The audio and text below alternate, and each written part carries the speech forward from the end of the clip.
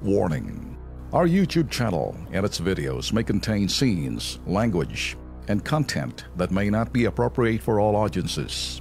These videos include surveillance footage, undercover pursuit of suspects, actual police and rescue operations, and fearless confrontations. If you do not approve of the content, please do not watch our videos. If you wish to continue, we strongly advise that you proceed with caution. Viewers' discretion is advised.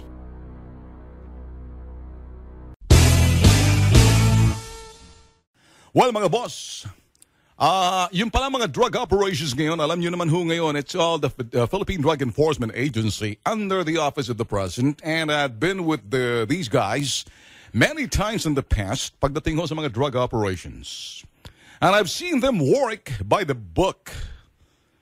And I've seen and observed them pagdating sa mga sinasabi ho natin kanilang protocols na sinusunod. And then they're more by the book compared ho doon sa PNP. I mean, if you make a comparison, pagdating ho sa mga drug operations, mas by the book ho yung mga nasa Philippine Drug Enforcement Agency. Do you believe na, can you believe this, that they also have some fiscals sa loob ho na advising them at saka yung mga protocols ho pag sila ho'y gumagawa ng mga drug operations sa lugar, dumarating ho yung mga fiscal, yung mga prosecutors, to inspect yung mga nakitang mga drugs. And I'm sure that the same thing ginagawa ho nila. And then pagdating ho sa lugar, nakakuha ng search warrant, the first thing is, once na-secure na ho nila, tatawagin ho yung barangay. At pag nalusob na ho nila to secure also to witness, ganun din ho, darating ho yung mga nasa prosecutor's office, fiscals. And then ina-account ho yung mga drugs na mga nakukuha ho. Kasama ho yung kanilang mga canines while doing the search. And I know ho, dahil nakakasama ho natin, but lately I have not been very active, but soon we will. Compared ho sa Philippine National Police, pagdating sa drug wars, I don't know, I haven't been with them. And the previous administrations nakakasama natin, and I would assume na there's no difference pagdating ho sa parting yan. But ang illegal gambling na ngayon ang pupuntaryahin ng ating mga police. Sa ilalim ho ni General Bato, the Philippine National Police, kung ako hong tatanungin ninyo, I feel a little uncertain. Anong ibig sabihin? Ako ho'y hindi naman sa nagdududa. Uncertain ang alang katiyakan kasi ala pa ho kung nakikita yung kanilang action plan. Kung paano ho nila itatackle on and how, when it comes, have they created specific action plan, protocols, doon ho sa sinasabi nilang war against illegal gambling.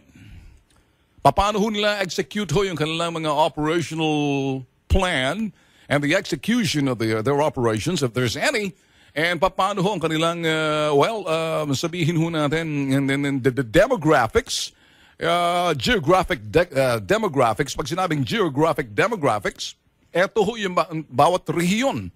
Halimbawa ho, alam naman ho natin, pagdating sa Region 1, okay, gambling regions ho yan. Region 3, gambling region din ho yan. Region 2, the same thing. And do you know na hindi lang ho dyan sa mga wedding, may mga masyaw sa Mindanao at Visayas? Paano tatalunin itong mga pulis, itong mga gambling lords na nasa likod ho ng wedding at talamak ang wedding? At kalabanin itong nasa likod dahil hindi lang ho, ibang level na ho yung pag sinasabing gambling lords, mayayaman na ho yan, sumusuporta ho sila ng mga politiko. Mga kingmakers din hong iba sa kanila dyan. Asawa pa nga ng mga opisyales ng lokal na pamalahan at mga provincial officials. Pag-usapan hong wedding, marami hong mga personalidad yan, di natin babanggitin. Sus Mariosep, nabubuhay mga putok sa buhong tendehong walang magawa kundi pagsamantalahan ang pagiging adik nitong mga malilit nating kababayan. Ina-adik ho nila sa laro ng wedding. Sige nga, anong laban ni General Bato na magiging matagumpay ang kanilang operations laban sa wedding, laban ng pahihintuin lang nila, tapos guerrilla tactic na naman yan. Ang dami na hong presidente na sinumilaan ho, panahon ni Cory, panahon ni Ramos, panahon ni Era, panahon ni Gloria, panahon ni Pinoy, at ngayon panahon ni Digong. deklarasyon na giyera kontra weteng illegal na sugal. Yan bang kakalabanin ng ating mga PNP? Madaling maging friendship dyan. Yung mga regional director, tutulo mga laway, mag-water ang mga bibig niyan. Ewan ko kung saan pang mga water lalabas sa kanilang katawan. Pawis siguro.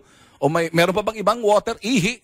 Unless kung ibang klaseng water yan na talagang sinasabing pagnanasa doon sa sinasabing makakulimbat din at mapartihan ng sinasabing ito yung mga nangungulimbat plunderer din hong. Pag ang aking kategory ho sa mga wetting lords, gambling lords, they're also plunderers because alam niyo ho ba bakit? Hindi ho sila nagbabayad ng tamang buwis. Billion pesos industries ho yan. Bilyones na ho yan eh. Sila rin hong nasa likod ng sinasabing pagiging addict ho ng mga taong naglalaro ng sugal na wetting. Sila hong nasa likod niyan. So ngayon, may paano ngayon declaration, paano hong giyera kontra illegal na sugal? Kung meron man. O baka magiging, kaya na lang nilagay natin yung mga pulis natin sa illegal na wetting kasi nabukulan na sila, nasirang imahe doon sa droga, kaya nilagay na lang natin sila doon sa wetting. Sus, Ginoo.